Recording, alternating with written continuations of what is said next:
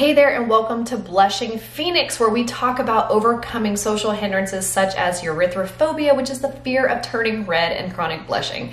My name is April, and today I want to talk to you about back in 2011, I struggled severely with anxiety and depression and panic attacks daily. I wrote a book about it. It's called Pressing Forward. And it was all about discovering my true identity. I felt like I was living a lie, and I was going through my life with this like old version and these ideals of who I was.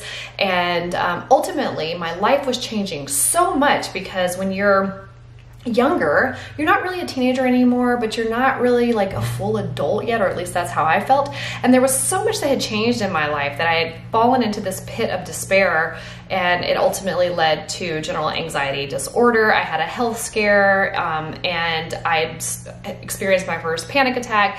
And then ultimately what I found out is that I was fearing the panic attack again. So I was keeping myself in this doom cycle of, oh my gosh, don't have a panic attack, don't have a panic attack, don't have a panic attack. And then because I was thinking about panic attacks all day, I just was triggering panic attacks. And then I would fear the panic attack, don't have the panic attack, don't have the panic attack, don't have the panic attack. And then I would trigger a panic attack. It wasn't until I started doing some research and realizing that I was actually fearing the panic attack itself.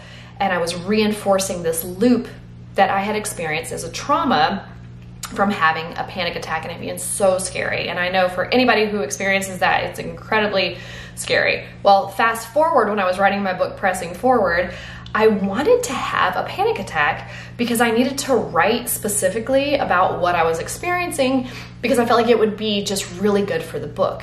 And then one day I felt super overwhelmed, and I was dropping my kid off at daycare, and I was like, oh, I think I'm about to have a panic attack. Great. And I pulled over into a parking spot, and I got out my notebook and my pen, and I was like, go. And no panic attack happened. And then I was like, come on, let's do it. Let's go, let's go. And no panic attack happened.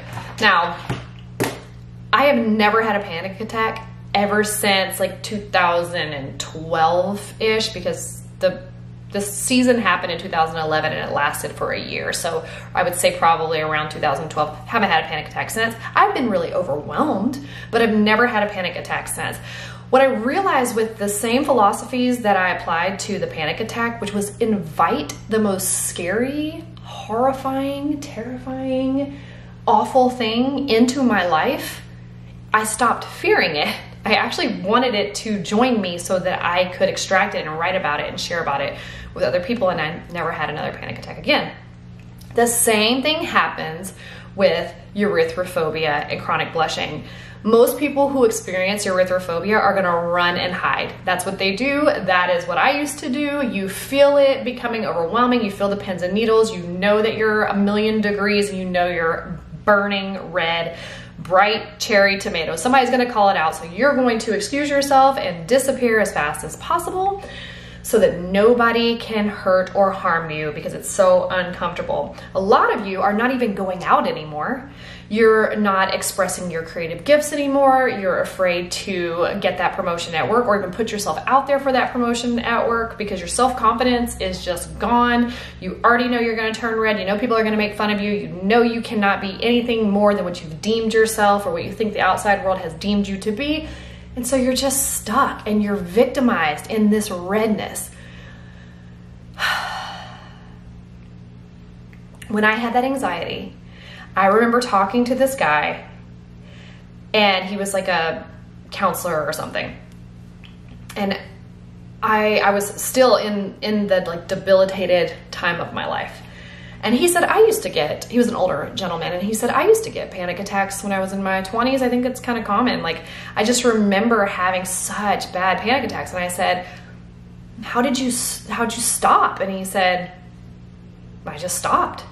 And I said, how do you not ever have one again? And he goes, you just don't. Now, at the time, I remember being like, well, duh, like, it's not obviously not that easy. What do you mean you just stopped and you just don't? But that was many years ago. And the reason why I'm telling you about it today is because you just stop and you just don't. Now, I know that it seems like that is crazy, April. But as somebody who has experienced it and then doesn't, and as somebody who has struggled with erythrophobia for 6 years, it was literally crumbling my life, that I decided to look through a different lens. Instead of like letting it take me down, instead of letting it silence me and push me away in a corner, never to be seen or heard again, I was like, I'm not doing this. I would rather be uncomfortable and flushed red every day and express my gifts and creativity and go for the big dreams that I have than suffer in silence in redness and feel safe because at least I'm just by myself and not being triggered at all or not turning red.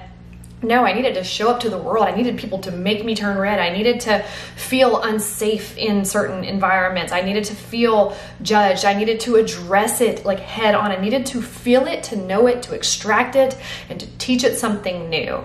And now I'm on the other side of that. I don't struggle with erythrophobia anymore. If anything, I just use this to educate others.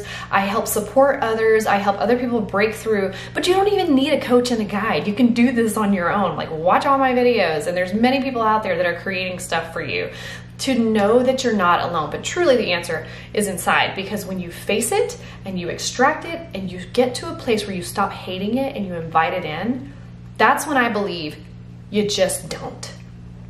You just don't care anymore. Same with the anxiety attacks and panic attacks. You just don't.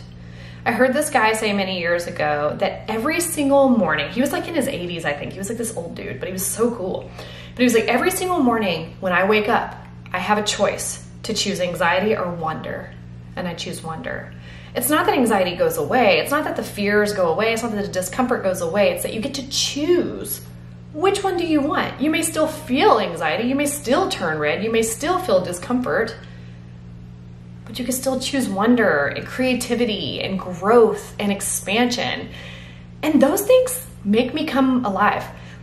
All of it together is like light and dark colliding. I wrote about this in my book, Lean In. So Lean In is my book about my dad's cancer journey.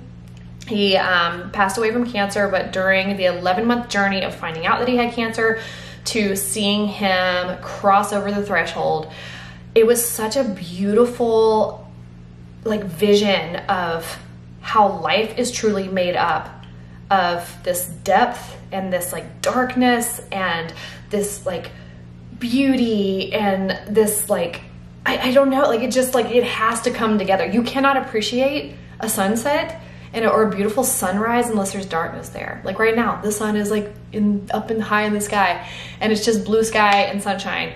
But as the sun goes down, the contrast between the clouds and the darkness and all the stuff that's moving around will start to create this like beauty. So anyway, I wanted to share that with you today in hopes that that would encourage you that you just don't. You don't pick that up anymore. And there are things that you can do, obviously, next steps, and but I'm sure you've experienced this. Let's talk for a second. I'm sure you've experienced this in your life before, because I have so many times.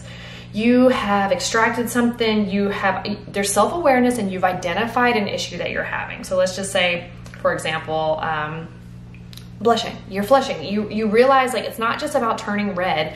You're realizing for the first time that you think less of yourself because you turn red, and so you project that the people out there think less of you too because you turn red. Now you've created this reality for yourself. In a moment, you could change your thoughts about that. And when you change your thoughts, your beliefs and your thoughts around it, then you start living your life differently. So a person who fears turning red and who thinks they're not worth much because they turn red would hide away, would not apply for that job, would not sign up for that retreat because they want to hide. But a person who believes they're worthy and that there's so much more than redness would apply for that job, would go on that date, would speak up in that session. They would speak up there regardless of whether they turn red. So which story are you reinforcing for yourself? That you're not worth much because you do turn red, or that you have so much more to your life and you're so much more than redness? So whether you turn red or not, you're going to go live the life that you want, and you're going to thrive on your own terms through transformative action. Those are your choices. And for me, it's through that second choice, through that lens, that the blushing started to go away, that the obsession over it started to go away. So yes, there are still times where I will turn red, but it is very rare. And I'm not I don't have like a whole come apart and like, oh my gosh, I'm turning red, because of the fact that I am turning red. It changed in an instant for me once it clicked. And that's why I'm saying, like, I'm sure you've experienced that before, where there was like this struggle or this thing where you had some self-awareness about it, and then one day you just heard a different story. Maybe somebody told you, you heard somebody say something like what I heard with that counselor guy, is that he's like, you just don't, like, I just never picked it up again. I just didn't. It resonated with me because it made me feel so empowered by the fact that I have a choice. I have a choice to say I don't pick it up. I feel like it's something that happens to me, but you're introducing a new idea because you're saying you just don't, as if it's my choice to pick it up or not. And then the other guy who was like, anxiety's there and wander's there, and I get to choose which one I'm gonna pick up for the day. To change my beliefs around, I have a choice, it's so consuming and it's so heavy, I didn't even know I had a choice. But that belief that I had a choice changed everything. And then I started to invite it in because I wanted to write about it. I wanted to give a voice to it. And then the more I tried to give a voice to it, it never came back with those panic attacks. So I hope that was helpful. Listen, if it was helpful or you're just like hanging out here, then be sure to give this video a thumbs up. Leave a comment below and tell me about any of those like moments that you've had before where you just didn't anymore, or something changed your beliefs in an instant. Share your story here. I would love to hear from you. And be sure to subscribe. 80% or so of people don't subscribe to the channel, and we are on a journey to reach 5,000 subscribers, because all that starts to create a bigger impact on the channel by showing the algorithm, YouTube, and the people of the world that we're here. And there's like 500 million people that struggle with chronic blushing. So they need to know that we're here and that they're not alone. Also, be sure to go check out my new book or any of my resources that might be helpful to you. All that's in the description box below. And until next time, you better rise and thrive.